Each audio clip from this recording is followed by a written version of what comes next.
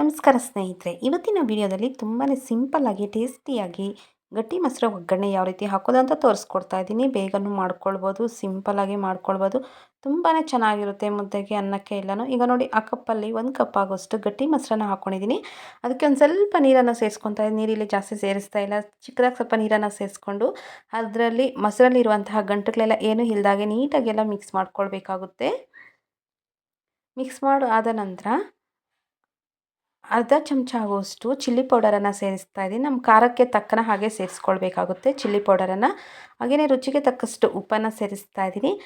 ಹಾಗೆಯೇ ಸ್ವಲ್ಪ ಅರಿಶಿಣದ ಪುಡಿಯನ್ನು ಸೇರಿಸ್ತಾ ಇದ್ದೀನಿ. ಸೇರಿಸ್ಕೊಂಡು ನೀಟಾಗೆಲ್ಲ ಮಿಕ್ಸ್ ಮಾಡ್ಕೊಳ್ಬೇಕಾಗುತ್ತೆ. ಮೊಸರು ನೋಡಿಕೊಂಡು ನಮ್ಮ ಖಾರಕ್ಕೆ ಉಪ್ಪು ಖಾರ ನೋಡಿಕೊಂಡು ಅಡ್ಜಸ್ಟ್ ಮಾಡಿಕೊಂಡು ನೀಟಾಗೆಲ್ಲನೂ ಮಿಕ್ಸ್ ಮಾಡ್ಕೊಳ್ಬೇಕಾಗುತ್ತೆ. ಸ್ವಲ್ಪ ಮಂದಕ್ಕೆ ಇದ್ರೇ ಚೆನ್ನಾಗಿರೋದು. ಎಲ್ಲ ಮಿಕ್ಸ್ ಮಾಡಿಬಿಟ್ಟು ಸೈಡ್ಗೆ ತೆಗೆದಿಡ್ತಾ ಇದ್ದೀನಿ. ಈಗ ಒಂದು ಬಾಣಲಿಗೆ 2 ಚಮಚ ಆಗುವಷ್ಟು ಎಣ್ಣೆಯನ್ನು ಸೇರಿಸ್ತಾ ಇದ್ದೀನಿ. ಸಿಂಪಲಾಗಿ ಮಾಡ್ಕೊಂಡಿರೋದು, ಟೇಸ್ಟೂ ಅಷ್ಟೇ ತುಂಬ ಚೆನ್ನಾಗಿರುತ್ತೆ. ಹಾಗೆಯೇ ಅರ್ಧ ಟೀ ಚಮಚದಷ್ಟು ಜೀರಿಗೆಯನ್ನು ಸೇರಿಸ್ತಾ ಇದ್ದೀನಿ.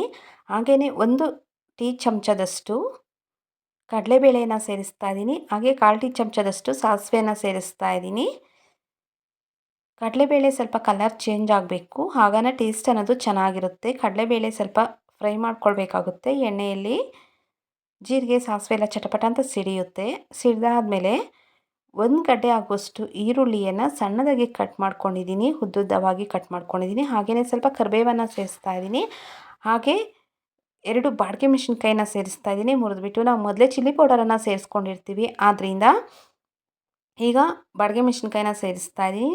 ನೀವು ಬೇಕು ಅಂದರೆ ಅಲ್ಲಿ ಮೊಸರಿಗೆ ಖಾರ ಸ್ವಲ್ಪ ಕಡಿಮೆ ಮಾಡ್ಕೊಂಡು ಇಲ್ಲಿ ಬೇಕಾದರೂ ನೀವು ಒಣಮೆಣ್ಸಿನ್ಕಾಯಿನ ಹಾಕ್ಕೊಂಡು ಫ್ರೈ ಸಹ ಮಾಡ್ಕೊಳ್ಬೋದು, ಇಲ್ಲ ಹಸಿಮೆಣ್ಸಿನ್ಕಾಯಿ ಸಹ ಹಾಕ್ಕೊಂಡು ಫ್ರೈ ಮಾಡ್ಕೊಳ್ಬೋದು. ನಾನು ಒಣಮೆಣ್ಸಿನ್ಕಾಯಿ ಹಾಕಿದ್ದೀನಿ, ಹಾಗಂತ ಜಾಸ್ತಿ ಫ್ರೈ ಮಾಡಬಾರ್ದು. ಮುಕ್ಕಾಲು ಭಾಗದಷ್ಟು ಈರುಳ್ಳಿ ಫ್ರೈ ಆದರೆ ಸಾಕಾಗುತ್ತೆ. ಅದು ತಣ್ಣಗೆ ಆಗೋಕ್ಕೆ ಅಂತಲೇ ಹಾಗೇ ಇಟ್ಟಿದ್ದೀನಿ. ತಣ್ಣಕ್ಕೆ ಆದಮೇಲೆ ಮೊಸರಿಗೆ ಸೇರಿಸ್ಕೊಳ್ಬೇಕಾಗುತ್ತೆ.